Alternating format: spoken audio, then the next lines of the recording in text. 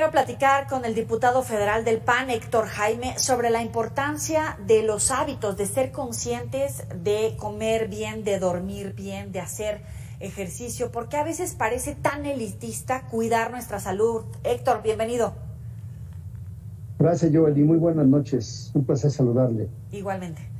¿Por qué nos resulta de repente que puede ser tan elitista? Porque alguna gente dice, es que comer es para, saber comer es para caro, para gente rica.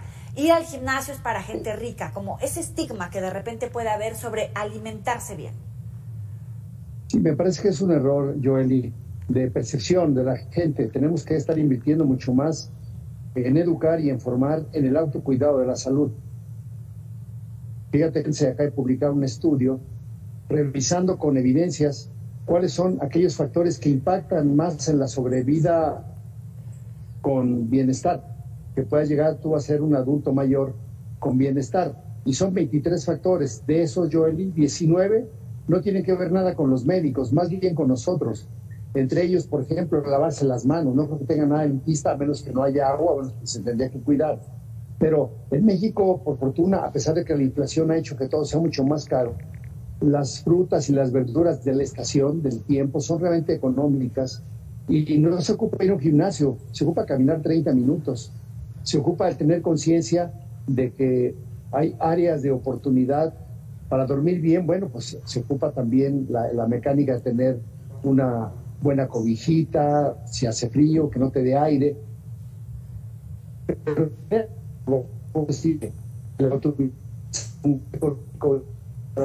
que tenga el dinero. De 23, 19 y las 4 restantes. Son las que estamos comentando. Por ejemplo, si ya alguien tiene diabetes mellitus, si alguien tiene cáncer, si alguien tiene hipertensión arterial sistémica, si alguien tiene sobrepeso y obesidad, pues va a requerir de tratamiento médico, y ahí se requiere sí pensar bien en la caja sanitaria, donde tendrás que tener tus consultas, tomar tus medicamentos y nivelarte. Sí. Pero el resto que te digo, que influye muchísimo más, incluso que los medicamentos, es el autocuidado. Oye, cuando estaba presentando el tema decíamos, pues sí, hay muchas causas como no hacer ejercicio, como no dormir bien, la buena cobijita, que no haya luz, que no haya ruidos. Y alguien aquí decía, y el estrés, y es cierto, ya lo asimilamos como algo normal, cuando en realidad podemos llegar a manejar ciertos márgenes que va reduciendo la expectativa de vida. El ser humano es un ser capacitado para manejar el estrés. De hecho, se incide. Si alguien por estrés toma una manera de estar comiendo en abundancia, pues tiene sobrepeso. Si alguien con estrés no puede dormir, pues le da problemas. Pues realmente el estrés es un tema que todos los seres biológicos los adaptamos bien, y un ser multicelular tan complejo como es el ser humano, teniendo unas buenas suprarrenales, de hecho se maneja con buena capacidad. Me parece que en ocasiones se abusa de ese término, sabiendo que el ser humano pues está viviendo con esas características. Y mira, el dato más contundente es que si pensamos que los últimos 20 años se ha incrementado el estrés, salvo esta pérdida de 4 años en esperanza de vida por los asesinatos, por la COVID, por el exceso de mortalidad debido a la falta de cuidado en México, si tú quitas eso, realmente la esperanza de vida se aumentó de 1950 ahorita en casi 40 años. Entonces el estrés no es un factor determinante en la sobrevida. Es importante la gente, pero el ser humano está preparado biológicamente para tener estrés, Joely. 50 años, es que se cortaba un poquito la comunicación. ¿Nos puedes repetir el incremento de la expectativa de vida? Sí, mira, de 1950 a este año se incrementó casi en 40 años la esperanza de vida de los mexicanos. Y obviamente, si alguien analiza el estrés, pues hay mucho más estrés en esta época. En esta época se disminuyó la esperanza de vida, te digo, por la COVID, por el exceso de mortalidad, por la falta de atención en la caja sanitaria. Y por último, yo creo que no es un factor tan relevante para decir que esa sea la causa por la cual se afecte tanto la calidad de vida de las personas. La falta de atención es un tema súper importante. No todos los mexicanos tenemos acceso a la seguridad social, IMSS, ISSSTE, por mencionar alguno. De los que tienen no necesariamente te dan la atención de un experto, de un especialista de manera inmediata, ni te dan todos los estudios, ni te dan todos los medicamentos. ¿Cómo podemos medir el impacto de estas carencias de una mala administración pública en el sector salud que está afectando nuestra calidad de vida o nuestra esperanza de vida? Los indicadores duros son la esperanza de vida. Ves que es un promedio entre cuánto tiempo va a durar una persona de que nace a que puede fallecer, y en los últimos 4 años se ha disminuido. Esta disminución en la esperanza de vida, te digo que se dio por más de 700,000 mexicanos muertos en exceso. Bueno, pues este es el principal indicador de que faltaron tratamientos, de que faltaron medicamentos, faltaron camas de hospital, faltaron recursos humanos. Es un dato muy duro. El otro que podemos valorar es cuánta gente ha quedado pobre por estar gastando temas con motivo de salud, porque en teoría si tú no tienes seguridad social, pues en teoría perteneces al INSABI y debe estar cubierto. Bueno, el gasto de bolsillo en la compra de medicamentos y en la compra de servicios privados, ya sea con personas médicas o en servicios profesionales como hospitales, se incrementó muchísimo, más del 48% los últimos 2 años.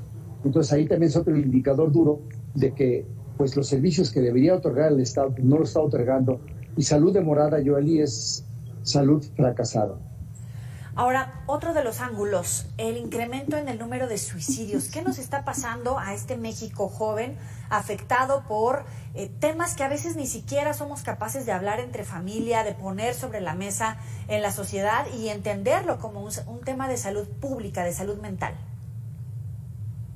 Mira, primero, el incremento de suicidios es en todo el mundo, Joely. No es un tema específico ahorita de México. Ajá. Se ha incrementado, muy preocupante, pero sobre todo en menores de edad.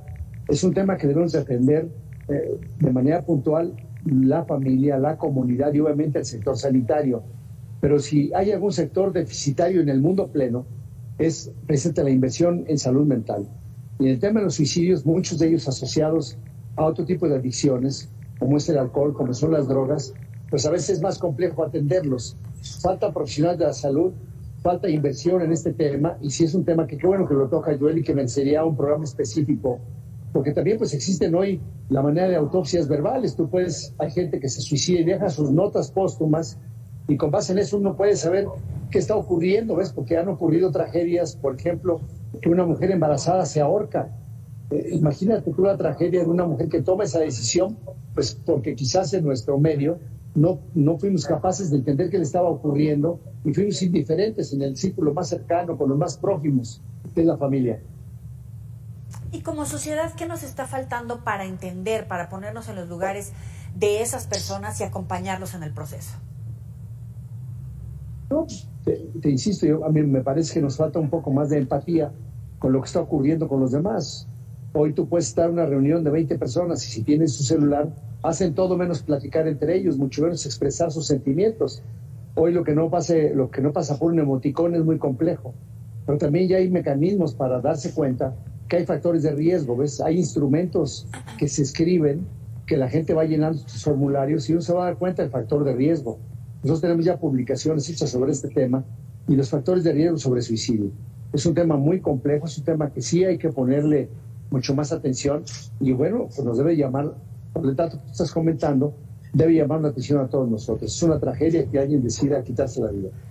Claro, doctor Héctor Jaime, como siempre, pues todo mundo aquí ya opinando, preguntando. Nos dicen, por ejemplo, las citas para especialidades médicas a veces te las dan muy espaciadas. Lo que decíamos, no necesariamente hay una cita y de manera inmediata, pasan meses para que te vuelva a ver un especialista. A propósito de lo que usted decía, que mucha gente ha quedado en la pobreza por estar tratando de pagar un tratamiento, efectivamente, y nos hacen aquí especial atención a los tratamientos para padecimientos mentales. Faltan medicamentos en estos servicios de seguridad pública. Insiste INSABI, si es que llegamos ahí.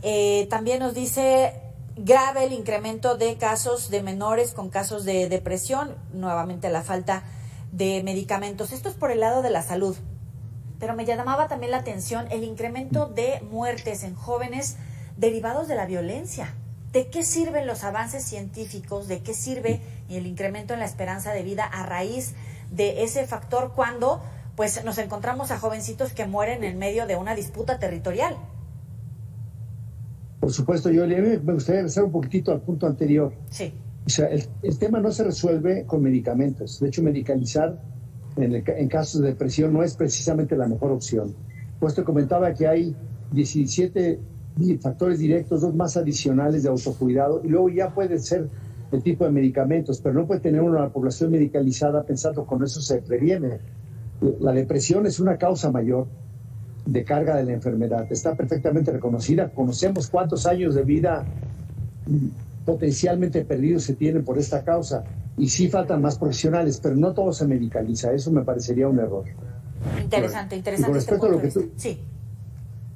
Y con respecto a lo que tú me comentas, pues mira, la esperanza de vida se calcula, por ejemplo, si una persona tiene 15 años, debería haber vivido 73 porque sea varón o 78 porque sea mujer, pues tú descuentas lo que significa la pérdida terrible de un jovencito a los 15 años, con todo el potencial que tenía, y más si además como sociedad y como familia ya se invirtió en su educación, en que pasara la primera infancia, que tendría capacidades diferentes, pues una tragedia que alguien a los 15 años se pierda la vida.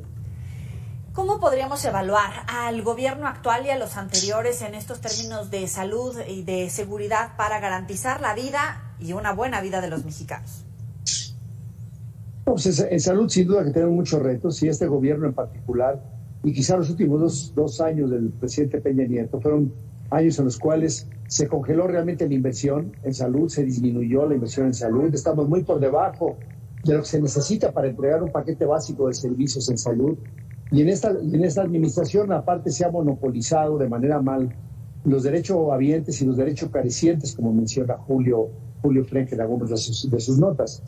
Pero también ha habido un gran desabasto de medicamentos, y todo esto repercute en estos malos resultados, en estos malos indicadores en salud. ¿Ves? Una persona que tiene un infarto al corazón en México tiene 28 veces más probabilidades de morir que alguien que tiene el mismo infarto, del mismo tamaño, igualito, pero en Europa. Entonces, sí hay tareas por hacer en México, se requiere más inversión en salud, y tenemos que convocar ya una gran comisión independiente donde participen, sí, diputados y senadores, pero también las organizaciones de la sociedad civil y los pacientes que participen para poder diseñar un mejor sistema de salud, Joel. Es que es criminal morir por falta de medicamentos, por falta de atención, por falta de un médico o de un hospital en algunas de las zonas más pobres del país. Mira, hay una coalición que se llama Cero Desabasto, y acaban de demostrar que ahorita los medicamentos que más están faltando son precisamente los que deben de ser atendidos para la salud mental, Joeli. Entonces se junta el hambre con las ganas de comer. Héctor Jaime, diputado, gracias como siempre por estar con nosotros para el auditorio de Mega Noticias. Muy buena noche. Gracias, Joeli. Buenas noches a todos. Buenas noches.